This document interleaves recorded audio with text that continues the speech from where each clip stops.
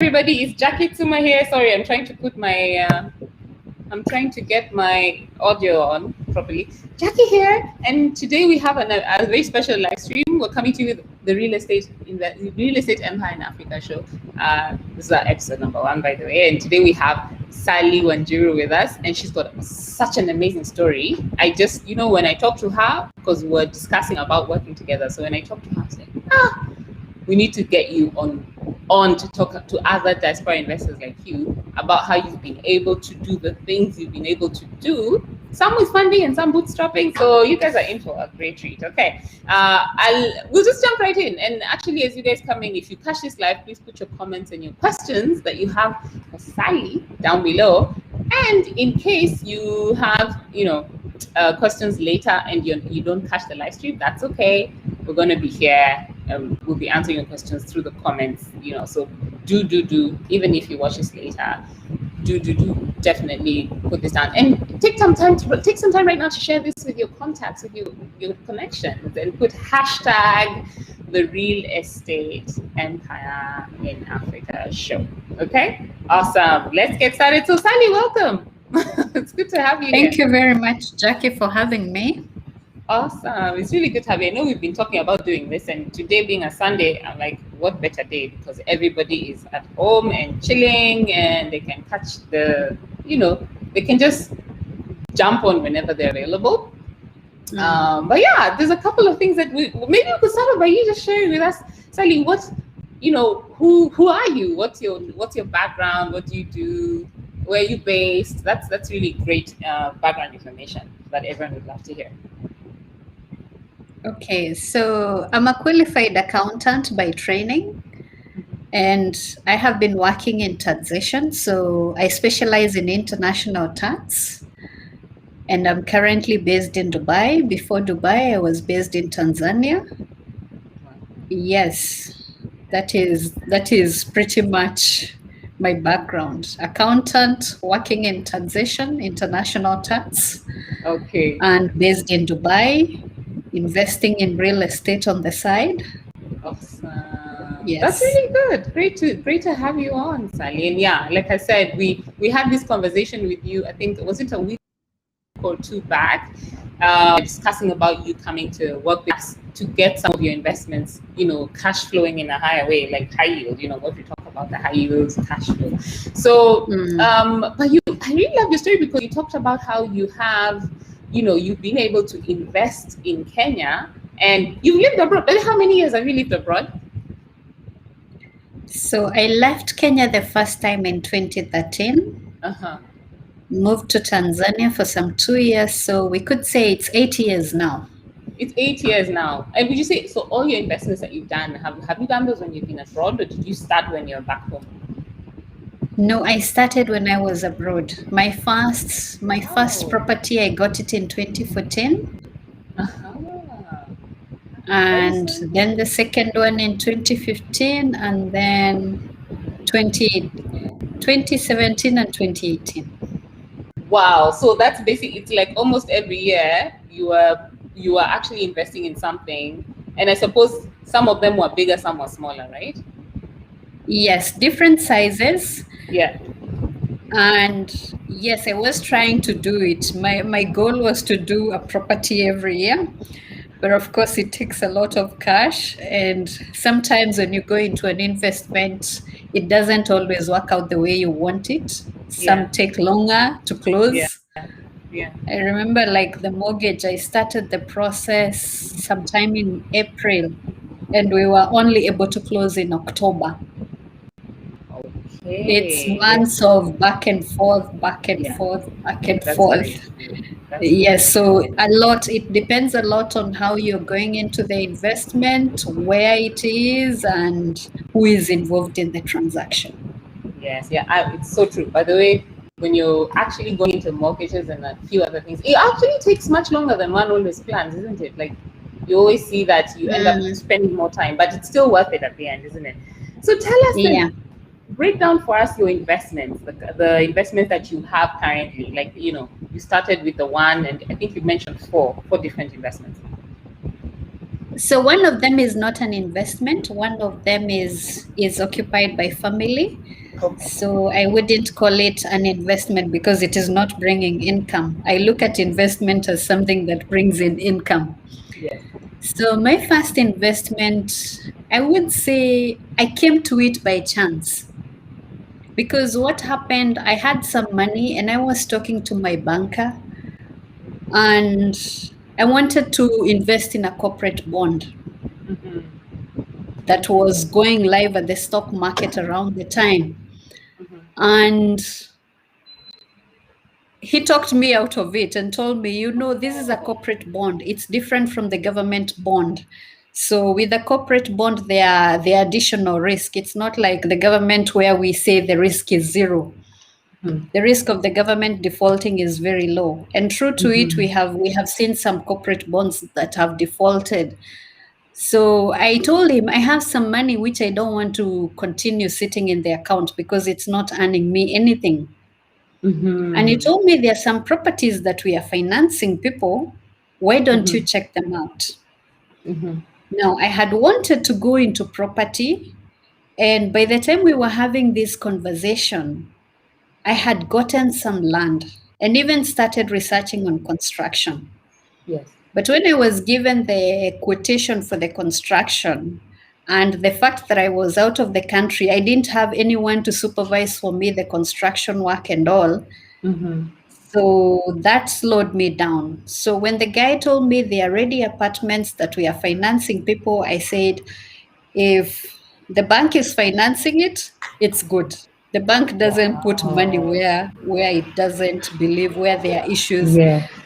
If you want to know, sometimes you can gauge the quality of the property by which bank is financing. That's So a really based good on that, insight, actually. Yeah. yes, because what I have noted, I have banked with Standard Chartered for the last 12 years now. And what I have noted, Standard Chartered doesn't go for every customer. They are very picky. They are very picky with their customers. They are very picky with what they finance, Yes. which minimizes their risk. And it's unfortunate because I remember the very first time we interacted with the Standard Chartered team, my colleagues and I were like, these people have a superior product, but their marketing team is doing them injustice. Injustice. I That's later so came true. to understand Standard Chartered is not the bank that brings itself to you. Yes. They will tell you we have this, but they are not enticing you. They are not playing that game of enticing you with offers here and there. They will tell you this is what we have. If you feel like it's interesting, you walk to them, and then we started So a lot of meeting. people miss out, isn't it? A lot of people miss out because they never even Yes, hear about it. because They don't unfortunately follow. they're not on your face. Yeah, that's the thing. Standard Chartered, if you're listening, you better step up your marketing game. I think it's their strategy because they say the other day they were launching the digital lending product and they said we're not going for everyone. We're going to steal our customers. We are keeping our segment. But anyway, so when he told me about the project, believe it or not, I walked out of the branch. I didn't have a car and I hopped onto a matatu. The property is in Syokimau. Okay. That's for those who are not in Kenya.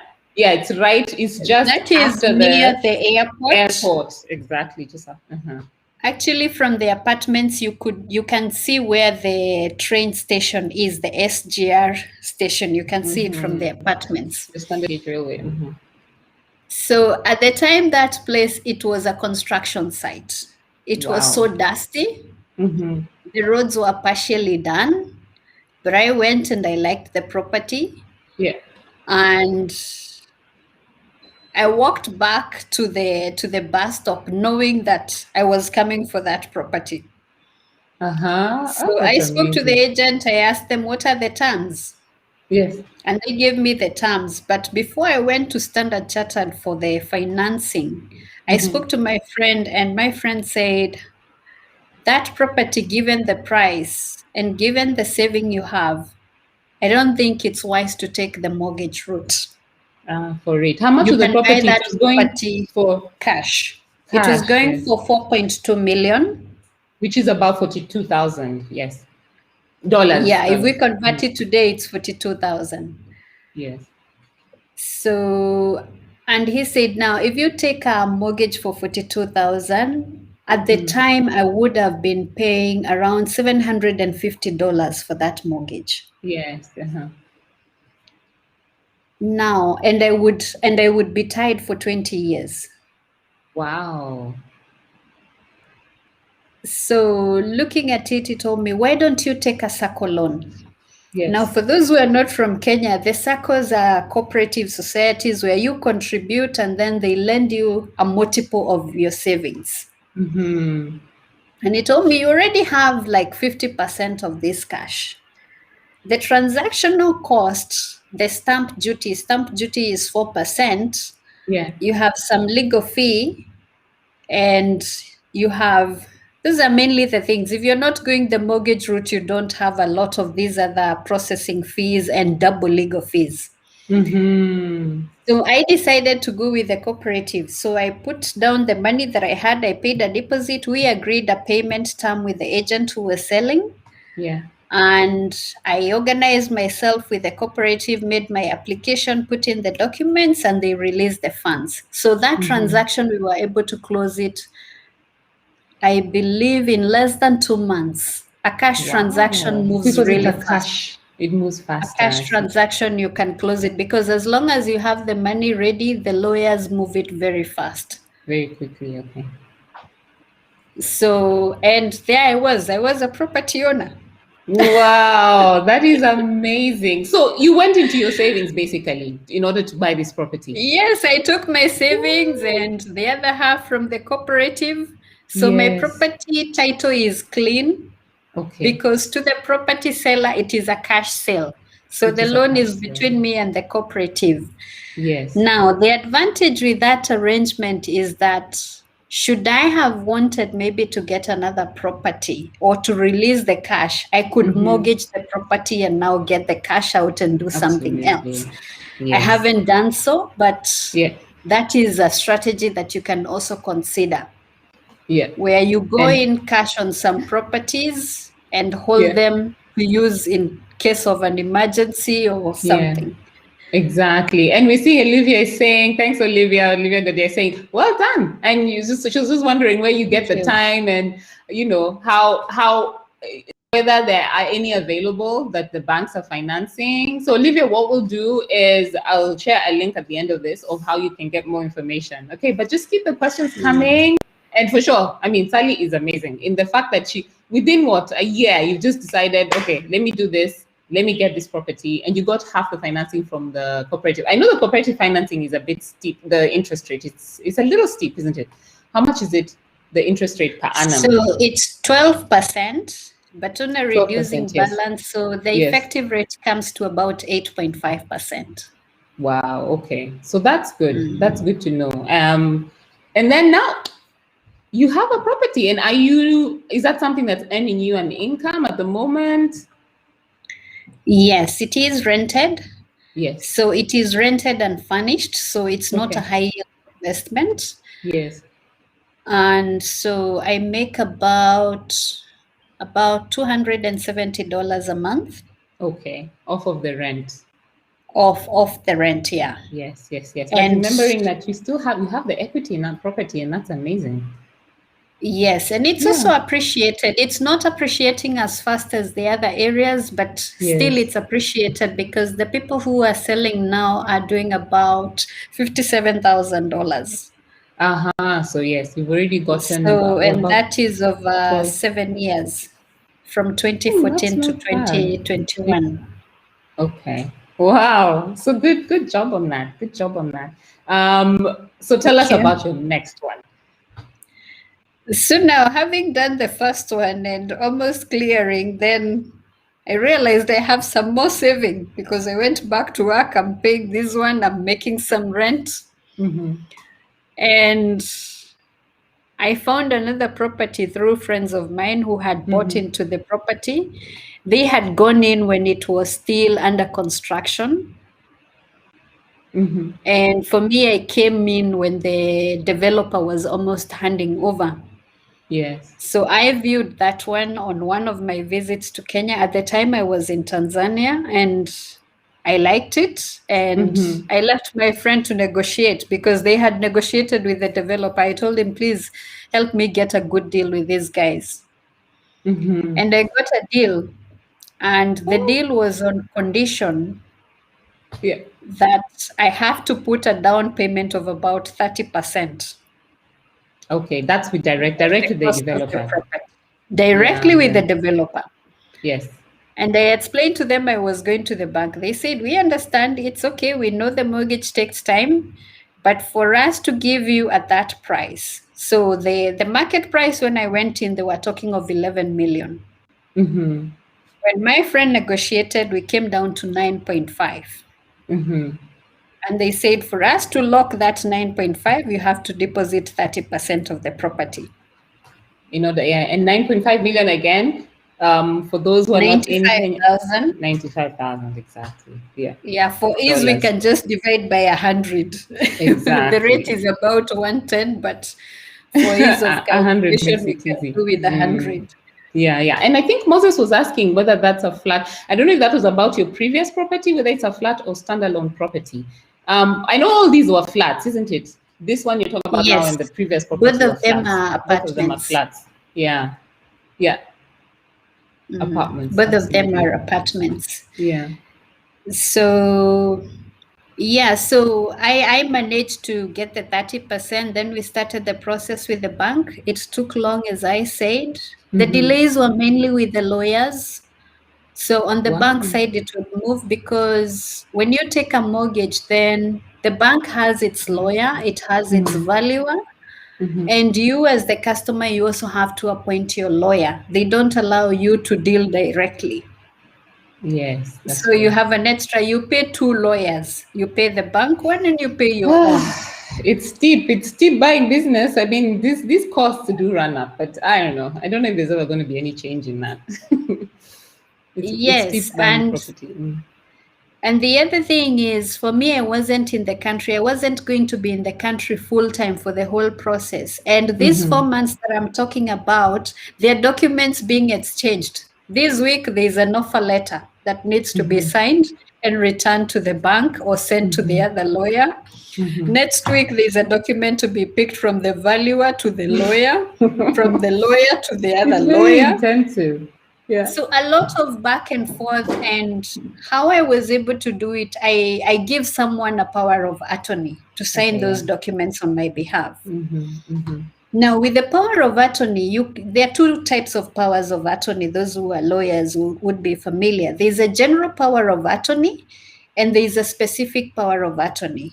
Yeah. I know people are very hesitant when you hear that you have to give someone a power of attorney.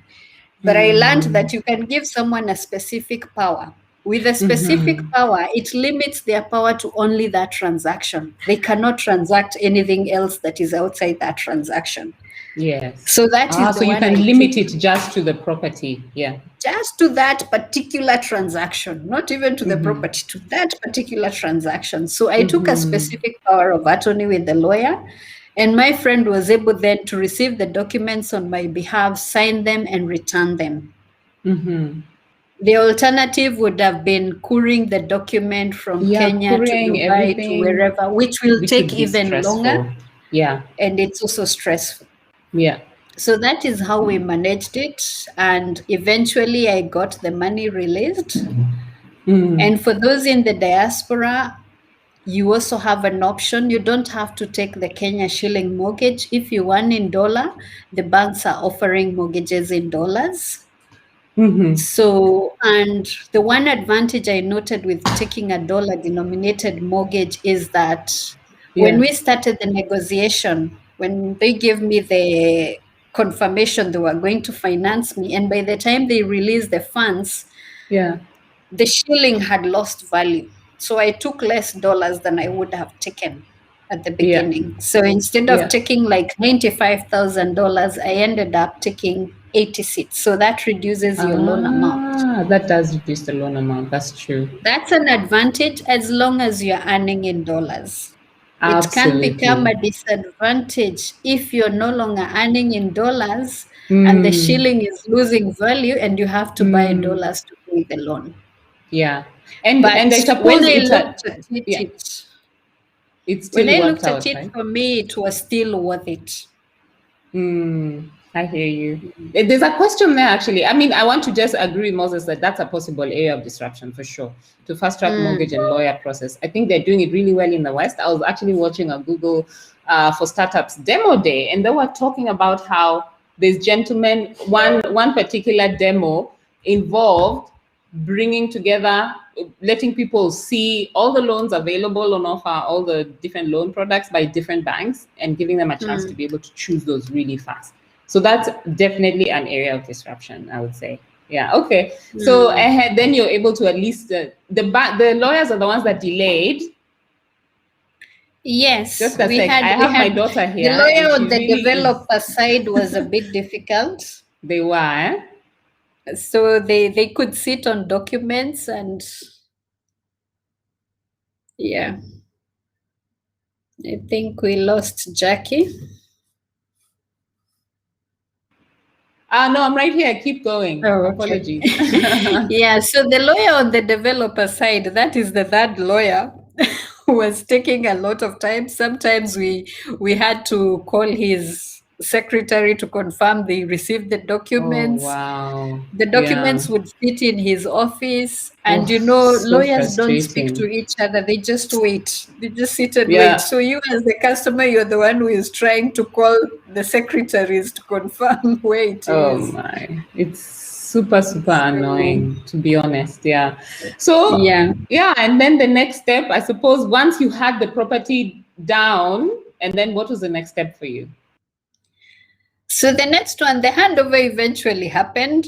I was still outside, so my friend took the handover and we rented. Yeah. And unfortunately, this was not as smooth as the first one. Oh, shame. I Okay. had I had difficult tenants with this one. So the first one I rented through the caretaker was also Yes. an agent, but I didn't know Mm-hmm. at the time. So we left the Oh, that's a key. great He shame. gets me a tenant, and he sent me a lease agreement, which I signed, and the tenant signed.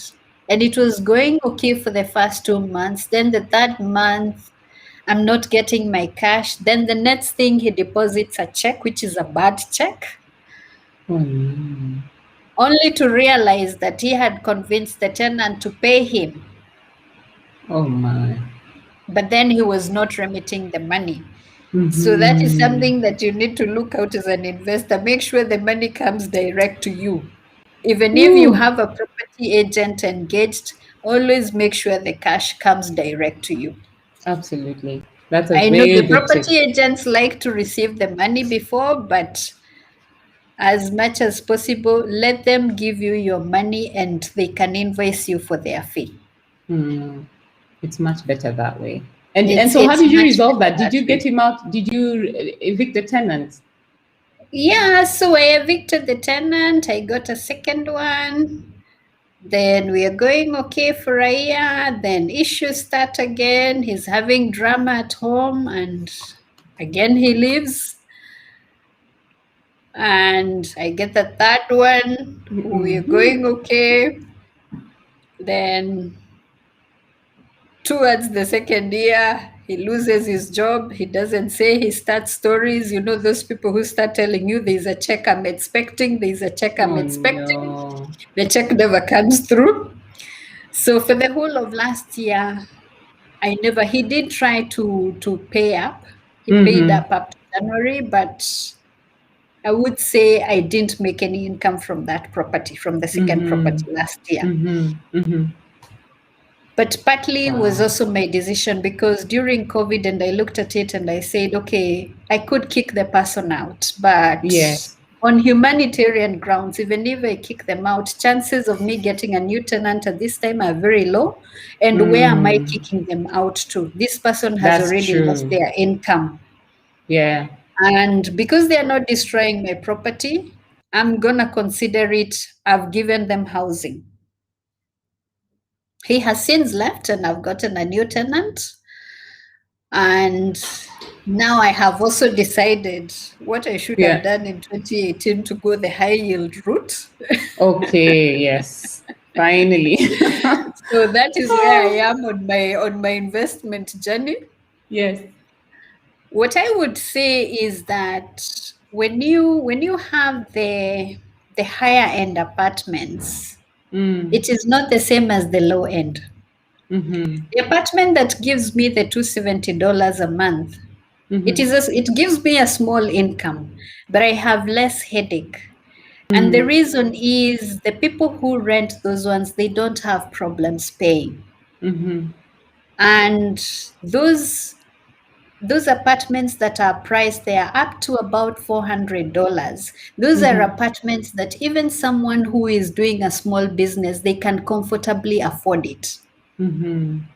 When you Mm-hmm. move to the higher end where you start charging $600, $700 a month, Mm. it means that your customers are the employed. And Yes. unfortunately for us employed, we don't always Yes. have our finances under control. Sometimes we have Uh-huh. eaten more than we can chew. We have taken too much loans. We are struggling. Sometimes we lose our jobs. That is Sometimes also because interesting. we are highly paid, we are at risk of losing our job when the job cuts Yes. come because the company Mm-hmm. can see you're a big cost to them. Mm-hmm. So that is one thing I have noted. The tenants on the lower end, they tend to Mm-hmm. be payers because these are people, even if they lose their job, the rent is not as big for them. They don't struggle as much to raise They that don't amount. struggle. Yeah. On Yeah. the high end, they struggle. Yeah. Mm. Wow, that's a really insightful thing. I wouldn't actually imagine that that's the case. The way you would think that it's people who are in a job who you know can be able to pay their rent. But I suppose COVID has changed things around a little bit, isn't it? Like you've seen, even organizations are closing. I know in the country, in Kenya, there's been a huge economic downturn when it comes to big corporations, big organizations. You're seeing them closing up, big companies closing up and moving shop overseas and that type of thing, international conglomerates. So it's really, I think it's happening in a lot of African countries, truth be told. So Mm. when you're in an up market, that's why we always talk about the high yield model, isn't it? Because you're in that market area, you can actually get international clients, even locals who are coming in from abroad in the diaspora, who can be able to, pay you. Like imagine your. I'm even going to hazard a guess, by the way. Even your property in Syokimau, given that it's actually close to the airport. There are people who come who are in transit and they need a place to stay. It's quite interesting that area, we're seeing a lot of people putting up properties in that area who are mainly targeting transit clients, transit passengers, and especially because they can then get the Nairobi airport is really quite a hub for a lot Mm. of Africa. I mean, fine, we're rivaled by Ethiopia, I think, but in some big locations, but it's quite a hub in that sense. So we're doing the maths, by the way. Why? What was the major reason for deciding to now go with a high yield model? And I feel like maybe we can circle back to this at the end because I'd love to hear about your other investments actually before we move into the discussion on the high yield. Yeah. Okay, so after buying the apartments and being part of the residential associations, those of you who have been in those association WhatsApp groups know how it is. They are always fighting. They're always fighting, yeah? And I was surprised today. I saw an article regarding the condo that collapsed in the US, and they were saying the infighting between resident association leads to disrepair. And I said, oh, so it's not a Kenyan thing.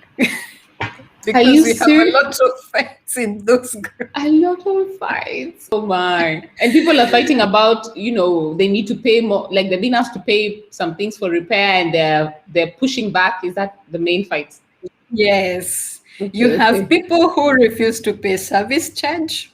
And of course, if Wow. one person doesn't pay service charge, it means the rest of you have to find ways to pay the caretakers, to pay the common bills. Yes, yes. And Wow. there are those ones also who who are just uncooperative. Wow. They won't even they won't stick to the rules that are set. And Yes. these estates operate on condition that you guys can maintain it at a good standard. So your property doesn't lose value Yes. and you can still be able to command a decent rent. Yes. So when there is a lot of conflict in those resident association, the estate starts becoming run down because there is no Yes. money to maintain if some people decide that they are not paying Uh-huh. and you start cutting on stuff, you start doing all these things, and in the Uh-huh. end, it's you as the owners who get hurt because tenants can always move out. You Mm-hmm. as the owner with the asset is you are stuck with it. Yeah. So my third investment is Mm-hmm. now this one I have done construction for myself, Oh, wow. and Yeah, tell us I more don't about that. own the land because I couldn't afford the land. So Okay. I don't know, some of you may be familiar with the arrangement where you lease the land and you put up houses. Some people put Yes. the tin houses. Yeah. Some people put wooden ones. Now we Mm-hmm. have stone houses. For me, I did Mm-hmm. stone houses. I did bed Mm-hmm. sitters. Mm-hmm. And that is where I am. Now I say I have a lot of respect for anyone who has undertaken a construction project because I know it is not easy. It is not just about the money, it is about the being able to manage the process and coming out the other end with a solid structure that is Absolutely. generating. That is interesting. Yeah. A solid structure that's generating because how long did it take you? So tell us about you leased the property. How big is it actually? Is it half an acre, quarter? No, Mm-hmm. it is a very small, it's probably an eighth. An eighth. Okay, okay. And then you put up 20 units, studio units. Yes. Okay, okay. And those are bed sits. And how long did you so you mentioned not you said with the land you weren't able to afford the land, you opted to lease. So what's your lease arrangement? Is it like you lease for a number of years and are you paying monthly? I mean, sorry, annually? So the lease is from 14 years, some of them are 15. Okay. Some of them 16, it depends. It Yes. depends on how you negotiate with the owner and also the Mm-hmm. size of the land and the Mm-hmm. location. Okay. I've seen people get leases for even 20 years, and the Wow. price also varies based on the Yes. location and all. Mm-hmm. So once you sign the lease, they normally give you a grace period of about Mm-hmm. 6 months for you to do construction. Okay. You might be lucky to complete the construction within that time if you're not Mm-hmm. doing like serious. If you're doing like the tin houses, those ones you might be able to complete within 6 months, but Okay. the others will take you maybe a year. And again, Yes. it also depends on how your cash flow is and how your construction process Yes. goes, how Yeah. good your contractor is, how fast they work. Yeah. And then the lease payments with my landlady, I'm doing quarterly. So Yes. we have agreed the amount per month, but I pay her a Mm-hmm. quarter in advance. Oh, great. That's awesome. And that's a very Mm. interesting, like, how did you get to find out about the lease arrangement idea and what, as in what led you to think of that idea? So one of our friends had leases Mm-hmm. and she had about 3 properties. So the first one, she had tin houses. Actually, I think for all her properties, she had tin houses. And she's very talkative and comes home and says, oh, I have leases. I'm making so much money. And we get curious. First, we are hesitant because the location is not a place that we are very familiar with. Yes. But then she's happy and willing to take us there. Mm-hmm. So at first, my friend took the lease. Mm-hmm. My friend who took care of my second investment on my behalf.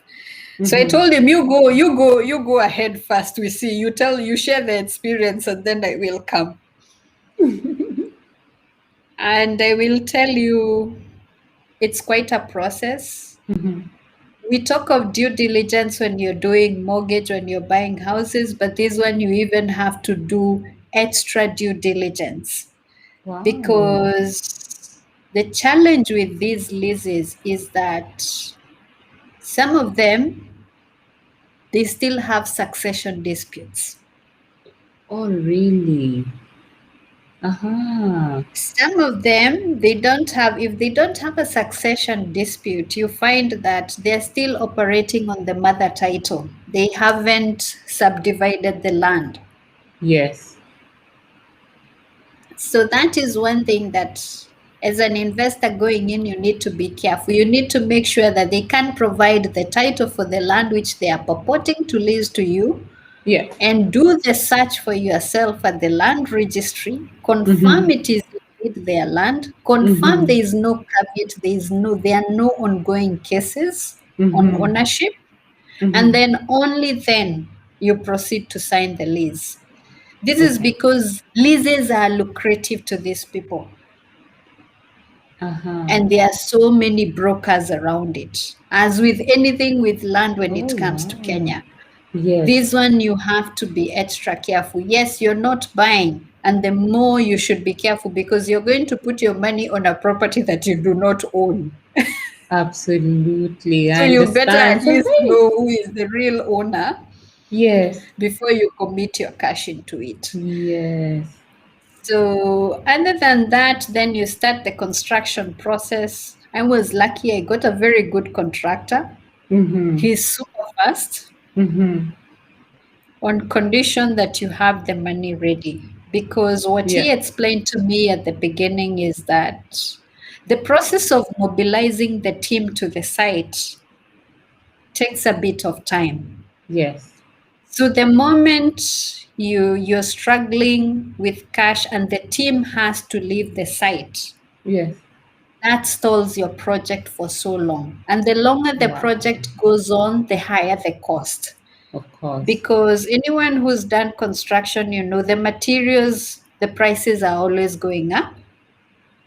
The labor is also going up. And sometimes when it's not going up, sometimes you struggle to find them, depending on how many projects are in an area. Because with construction, you don't want people coming from so far. Most of the time, you have the labor coming from just within the area. Mm. So if you lose them to other sites, the chances of getting them back is normally difficult. What I liked about my contractor is that with the timing, and for him, the teams that he works with, he Oh, that's starts work great. at 7. Wow, that is 7 unusual. a.m. they are on the site. And Wow. he's very strict. Mm-hmm. If you're not on the site at 7, you're not working that day. Mm-hmm. Ah, that sounds like a Because very good remember, this is contractor. a daily engagement. So at 7, sometimes I would be receiving photos at like 10 a.m. Dubai time, which is 9 in Kenya. And if it's a day they are doing slabbing, I can already see the equipment. They are busy pouring the concrete. It's 9 a.m. The concrete has been mixed. It's being poured already. Then that's amazing. I mean, this is something that everyone who goes into construction can attest. Getting the right contractor is such a nightmare. And a lot of Mm, people in the diaspora have done investments. They've done, they've done construction and then regretted it and wish they had never ever started because of that process. mm. Maybe they got a recommendation from the wrong person. How did you actually come across your contractor? Just as a tip for others. So I got this contractor through the architect. So I had met Aha. another contractor who we were considering doing a turnkey where he would finance me and then I would be paying. Okay. But then when he did the survey and all, he brought a lot of conditions, which I felt Uh-huh. were excessive and I couldn't really Mm-hmm. handle it. So, Yes.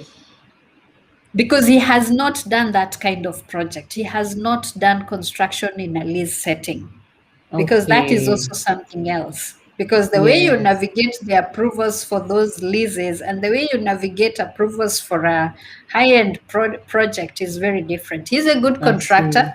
He Yes. has developed some flats for my friends. Yes.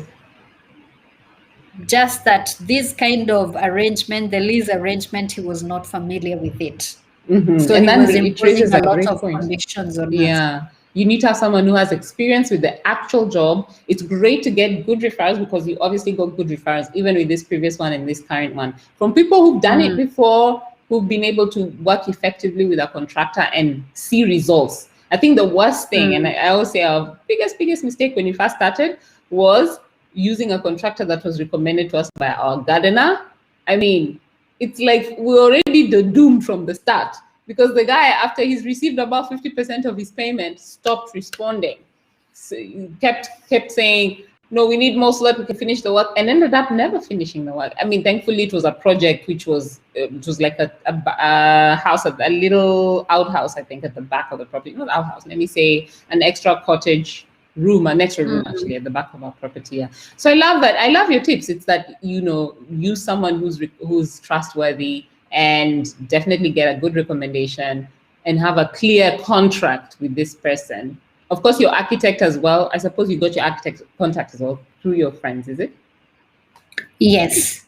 So the Mm-hmm. architect is the one who connected us to the contractor. The contractor has done some projects for him and his friends, and Yes. they actually took us to see those projects. So at Uh-huh. least we saw the kind of work that he has done That's and excellent. all. Yeah, Catherine is asking if you share the contacts of the contractor, and I think it should be possible. We'll get the contacts from Sally and connect you to the contractor should you want. This is actually the reason why part of what we do, just to really plug that in there, is that we get reputable people who have worked with Diaspora in the past, whether us or our clients, and we bring them to you and say, look, these are people you can use, and that we absolutely stand behind them. So one of the things we want to do during the course of this show is just bring on reputable people who can answer questions for you, who can give you information. I really like that idea you mentioned about a turnkey contractor who will land and say he's going to build on it, and then you pay him back, like they finance it in advance. Maybe they have a good arrangement with the bank, and then you pay down slowly. And that's a really great idea for a lot of people who might have land and they want to develop, and maybe it's in a good area that will produce a good income, but they are stuck at the part of getting financing or getting started. So I really like that idea because you split the cost. You actually, no, you spread the risk, by having a Yeah. contractor who's building, and you kind of spread the risk as well. Yeah. So yeah, go ahead, Sally. These are really great tips, and thanks for the question you asked, Catherine. Thank you. So the other thing is with contractors, and this my friend had told me, he's done quite a bit of construction, is Mm-hmm. like Jackie mentioned, your contractor, you give him the money up front. Mm-hmm. Now, there are different kinds of contracts that you can sign with a contractor. You can go on a labor contract. Yes. Now, a labor contract is where you pay them for their labor. So you buy all the material, you pay for their other labor, and you pay them for their skills. So they will tell you, like at the beginning of the week, they'll give you a BOQ with the cost and all, and you will give them the money at that time. They will buy the material, they'll provision for the labor, and they will include their cost in there. And that is the arrangement I went with for my contractor. So he had Okay. his fee, and then there was the supervisor's fee because he works with a supervisor since he has several projects. So he will have a supervisor in your project who is there full time. He Mm-hmm. will be going round. Mm-hmm. And also, he'll also be going around negotiating materials that are needed. So at the end of every week, he would give us a quotation and tell us, next week we will be doing roofing. This is what we need. As Mm-hmm. we do roofing for this one, we will also be putting those for this one. Yeah. So how the project was able to move fast, because it was really fast, is because he didn't wait when, instead of waiting to complete all the walling until the roof, When he finished the first floor and moved to the second floor, as he was doing the walling for the second floor, he was putting finishing touches on the ground floor, such that by Wow. the time he got to the roof, the ground floor would be ready. It's just remaining paint. It has doors, it has the fittings are Wow. there. So Yeah. that is how you do things concurrently. But the way to do the things concurrently, that means you need to have, because you're funding the top floor that is still being walled, and you're also funding the finishing. Yeah. It is not a must that you do that, but if you can do it, it saves you time. Yeah. It's more efficient, but I agree because everyone has their own demands on the cash. Yeah. You may Everyone just does. Yeah. prefer to just finish all the walling and then come later to do the finishing. It also works. The other kind of contract is the turnkey that I mentioned, where you agree with the contractor, he provides you either part or full financing and then you repay.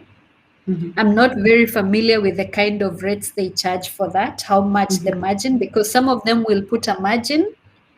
So they will say maybe the total cost of the project is 10 million, they'll put a margin of maybe 2 million.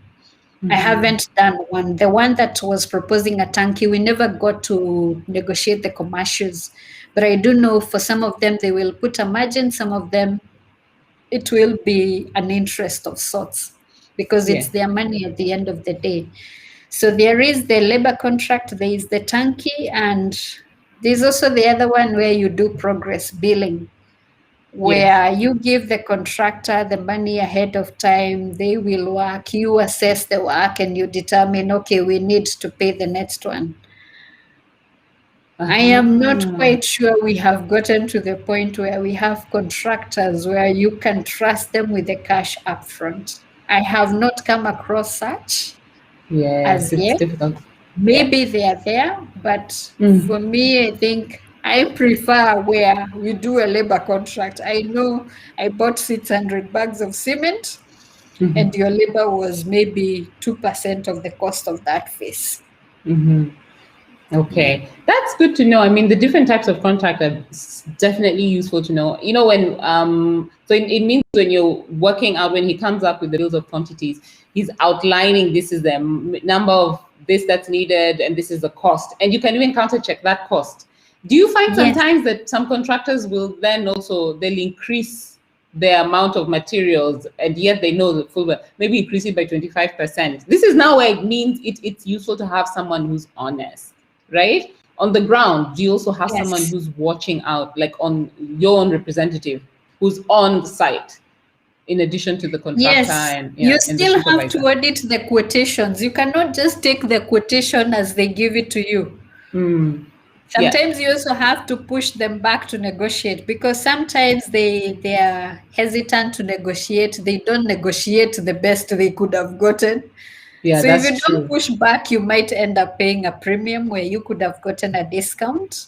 Yes, because of So it even is important quantity. that you have someone who can actually see where the work is, can confirm that that is the phase they are at, and can question those quantities as well. Okay. Okay. Mm. No, that's really good. That's great insights and info. And you bootstrapped this as well, isn't it? I mean, you basically paid all this as you proceed. Did you get financing for it?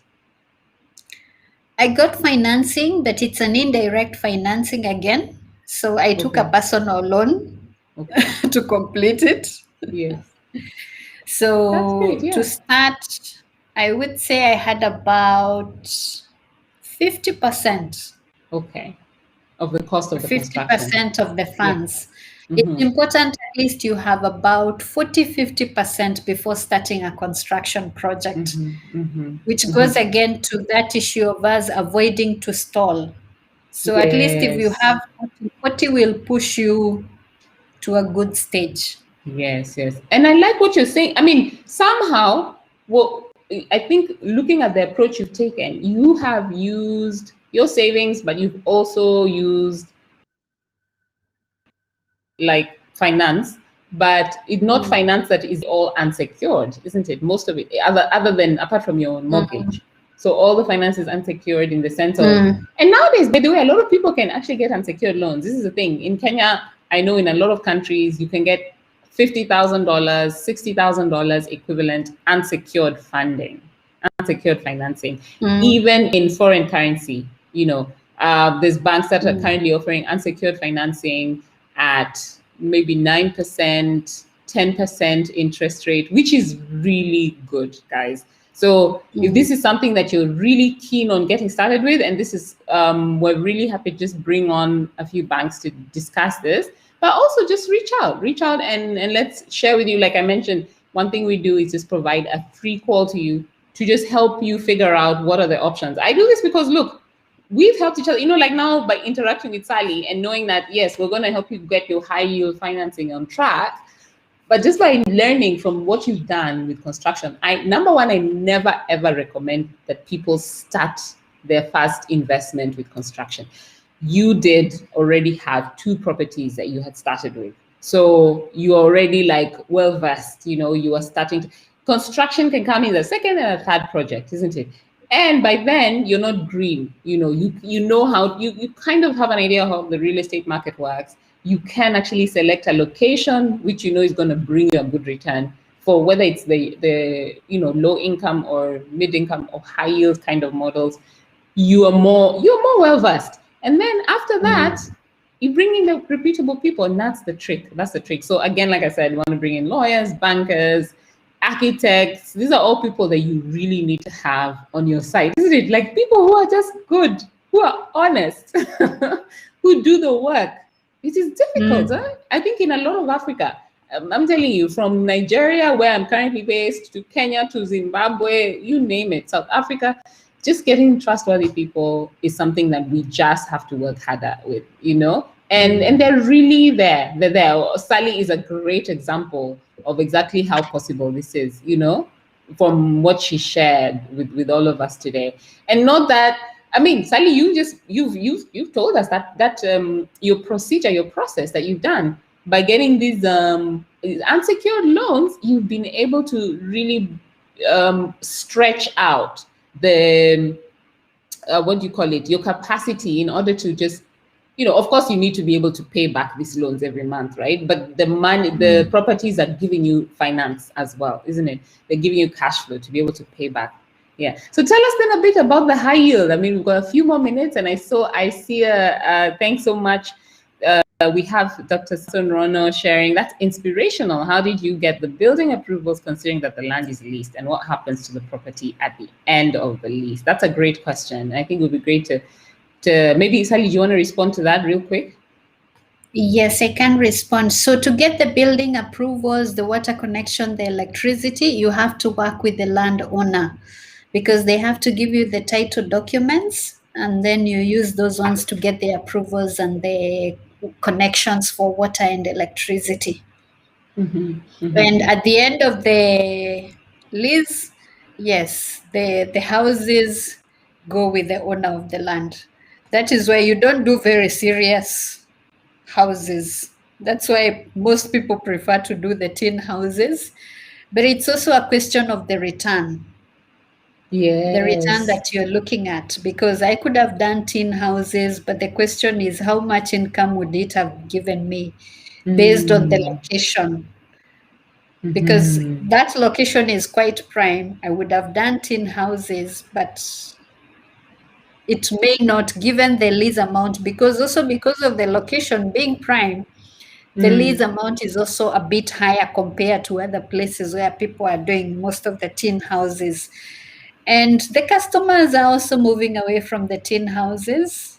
It's reducing because they're not exactly the best houses. And because of the noise and there's a preference for people to stay, even if it's a single room, at least it's a stone wall.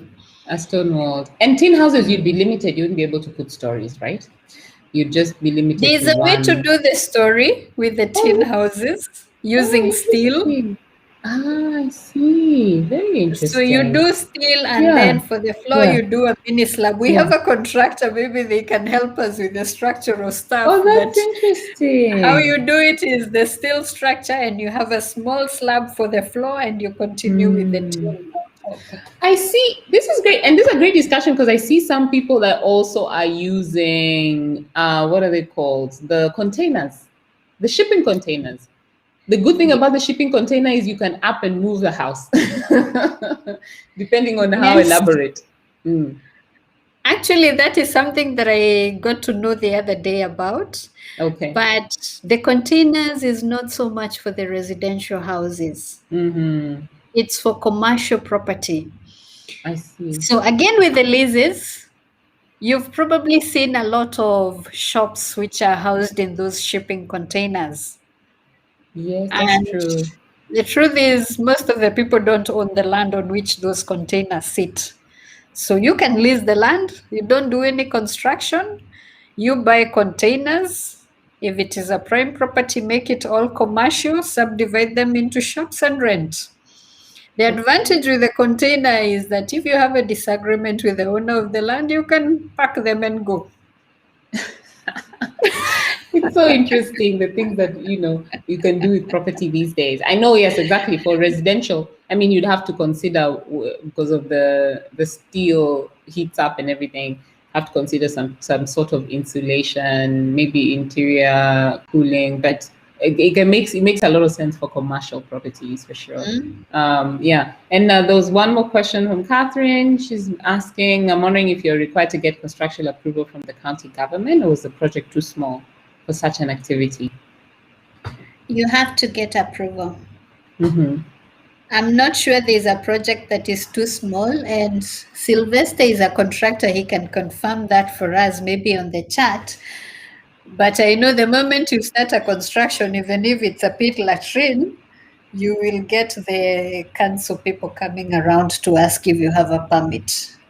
Mm-hmm. Yes, it's important. By the way, this is something about doing business anywhere. You always want to make sure you're ahead or in front of the law or on the right side of the law. It doesn't Mm, cost you much, but you know what? When you're caught up with and you've not been on the right side of the law, it's going to cost you a lot because of fines and penalties. So this is something we always tell our clients: just do it. It's not costly. It might take time, but that's why I think that that period, grace period, always matters. And with mm. any construction you do, just make sure you are on the right side, really. Otherwise, you're the one who ends up actually losing out. So follow up with your contractor, yeah, and that's great. I think we can definitely bring in some in the construction industry from the architects and contractors to just speak to us some more about that procedure. And Mm. a word of caution again is, do not start your first investment with a construction. Please, please, please, just have some kind of have an initial investment which is lighter. This is the thing. I don't know if you agree, Sally, but no matter, most people I know, the minute that they've done their first construction, and I recently talked to a friend of mine who's worked for many years as she worked as a loan officer before she left, and became a stay-at-home mom. She worked for as a loan officer for one of the big banks. uh, Mm. it's an international bank, and she said she always people who got a loan would always come back to buy a second property. Yeah, and I don't know if Sally you'd agree with that. Like, generally, the minute you get started, the first thing, the hardest thing is normally getting started, isn't it, with the first property? Would you say? Yes. Yeah, Yes, yeah. property is addictive because even the people who have done construction, when you finish one, you want to do another one. Oh, you want to do another one? So are you now You looking? want You're also looking around to see, okay, what's the next one? Maybe a commercial one. That is so cool. Yeah. It does. The first one is the hardest, but once you get through with the first one, then it becomes easier because you have also learned. If you go through a mortgage the first time, then you already Yes. know what is required, where Yes. you can even predict what they will be asking for next. Yes. Exactly. The other thing I'd like to tell people, when you're buying your first property, Hmm. you're not buying your dream house. Mm-hmm. And the reason I say you're not buying your dream house, we all have different tastes. If you have decided that you're buying a property that you want to use as an investment, it is important that you keep your taste out. It's not easy. I struggled with it, and I have to keep reminding myself anytime I see a house I like, I tell myself, I am not buying for Sally. Because if you buy, you could buy, I'll give you an example. You could go to Green Park on Mombasa Road. They have very beautiful houses. Mm-hmm. And to be honest with you, it's a place I could buy to live. But the question it's similar is, to a lot of Santon developments in like Johannesburg, isn't it? Like this yes, can large that plan. Yeah. Mm-hmm. can that house, if I'm taking it on a mortgage, is that a house that I would be able to rent out for an amount to cover the mortgage? If the answer is no for me and it is my first property, I am not going for it. Mm-hmm. Because we never know. Today you have a job, you might lose the income, you might get something. Your cash is, anything can happen. So you need at least to be in a position where if the worst comes to the worst and you have to rent out this property, you know it can pay for itself. Absolutely. Because you can buy a dream house with very good value, but the rental income is really bad. It cannot support itself. And if you run into issues, then you're stuck with a property, you're struggling to sell it. If you rent it, it is not giving you enough income to pay it. So as much as we are putting our dreams into the property, remember you're buying a property for business. Location is key. Look at what the tenants are looking for. Yeah. What would a tenant want? What you would want in your kitchen is not necessarily what your tenant wants or needs right now. So you have to consider that, and so that at least you end up with a property that, you know, if the worst came to the worst, even if you are living in it, you can always move out and rent it out. Absolutely. Those are really, really, that's amazing advice. I'm actually just trying to see if I can also share with you guys real quick our masterclass on just being able to this is Sally Wanjiru, yes, Diaspora investor. We have a masterclass where you can learn more about high yield properties, and I think I'm going to try and put it in the link. I'm going to put it in the comments. Sorry, not comments, but on the description when we're done, where you can click on and just learn more about how to get your investments going high yield using the high yield investment model. Because like what Sally has mentioned, if you get a property and the payments are really high and you end up not being able to keep that up, that's your investment gone. I mean, the banks will foreclose on that, and you know that's it, unless you can get someone else to buy it off of you. So you want to get something that you're very much assured about getting income. Yes, there's been a downturn in COVID. During COVID, we're seeing people maybe getting about 20-30% less than they got before COVID. Some people did have to also like close their properties for a time, maybe 3 months. I think I know of maybe 2 clients also who did close their properties for a time, but now everything is picking back up again, and the local travelers are there. Local travelers will always be there. And I would say a place like Kenya, lots of countries, places like Kenya, like South Africa, Zimbabwe, have lots of local travelers that still want some kind of, they still want some kind of vacation within their countries. So you can absolutely target those people, whether you're doing it in the city, like what Sally has done, or you're doing it outside of the city, you'll still have travelers coming around. Okay, so Sally, this is really great. I don't know if there's any last thoughts that you want to share with us. We've been going for about an hour, and I think everyone has really learned a lot. Like I said, if you want any help whatsoever, reach out. Now, you might want to start off by watching our masterclass. Our masterclass, you can get it at Real Estate Empire, actually, realestateenpirenow.com. Okay, I'll just put that link right now for you. Real estate. Okay, I'm trying to get the link going. Apologies. But while I do that, maybe Sally, you have any final thoughts, by the way, like that you want to share? What are some of the things? What inspired the start of your journey, and what's one thing you wish you had known before you started?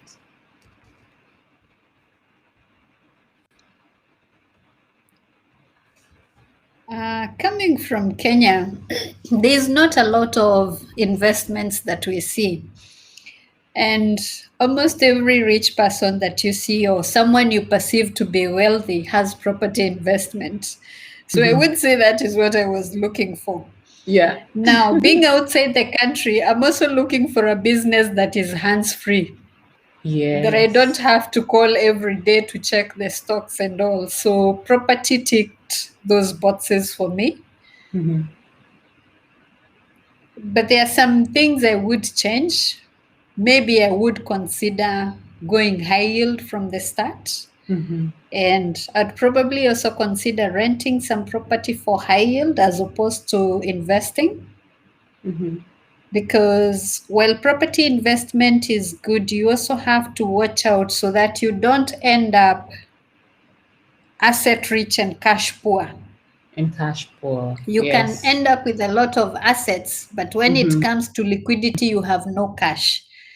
And truth be told, property is not the easiest to divest from.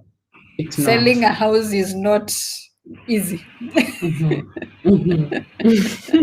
It takes time. Even when the market is good, it takes time. It's not an asset that you can say, I have an emergency, I need cash, I put it in the market and it's sold tomorrow. No. Yes. So as you go into property investment, which I really hope you do, it's a good investment, try to balance it with other investments on the side.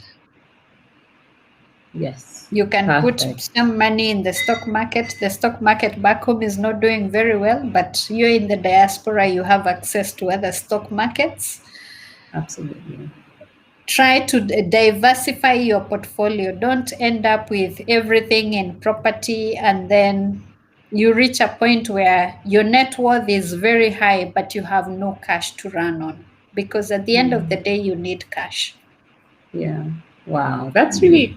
Those are wonderful tips. Thanks so much. And you know what? We're even benefiting because Sally is an accountant and really looks at the bottom line. She looks at finance. She looks at what is the, inflows and outflows. And I really love that, from your perspective, Sally, you see how high yield makes so much sense. In fact, when we looked at the property that you have, we realized, to make your 1 month rental income, you basically need just about 5 days.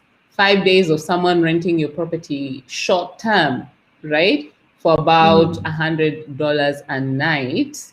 And that's it, 5 to 6 days tops. And you get your entire month of rental income. Now, 5 out of 30 days, that's completely doable and completely possible, with the property in the area, because your property is along near the Valley Arcade. It's actually really in a great suburb, isn't it, of the city, and really something that would definitely bring return. I was telling you how whenever we're home, we like to frequent that area a lot. There's that Java house, the coffee house, very famous coffee house there. And there's malls within the area. There's very famous, restaurants. I think there's a Chinese restaurant that a lot of people love to go to. So it's really it's so comfortable. And those are some of the things you look at when you're looking at property. But like I said, thanks so much, Helly, for coming on. And for anyone else who has some questions, wants to know more, wants to explore this, start off by watching our masterclass. That's at www.realestateenempirenow.com. And then reach out, book a call, completely free. I am happy to have this discussion with you to let you know, okay, this is the kind of investment, this is the kind of amount of money you can get pre-approved for based on what you want to repay, and what kind of investment can you get into that with, right? Also, like what Sally has mentioned right now, divesting, being able to not divesting, but being able to diversify your investments as well. That's something that I think it's a comment you made, and we're starting to really notice that is, as diaspora, we need to be better money managers. So wanting to bring in more information about how do we manage our money better? How do we choose investments wisely? So look forward to you just, continuing to be part of our community. Sally, thanks so much for sharing your knowledge. It's power, really. And I think we don't share enough. We don't share enough. So I'm so glad that you are open to do that. Not to feel like, oh, I have to hide this knowledge because no. It's because when you share with others, you actually multiply it, isn't it? You multiply your knowledge in a powerful way. Yeah, isn't it? And I've Yep. gotten here from people sharing. I am not in the country to see what is going on, but at least Imagine. I was lucky the people around me were willing to share what they are seeing on the market. And for me, what I Absolutely. really did is action what they are sharing. There you go, because there were trustworthy people. And that's it. That's how we started our journey, by someone sharing who was also a diaspora. And then we said, no, it's enough. This is it. No more keeping hoarding information. Let's just put it out there so everyone can also know. Okay, great. Well, awesome. I think we can call it a day in that case. You guys, thanks so much for being part of this live stream, and we'll be coming back at you very soon in the next few days. Just put any comments if this was your replay. If you're watching on the replay, put any comments and we'll also get back to you. Okay? Thanks, everyone. I need to find out where to end the stream from.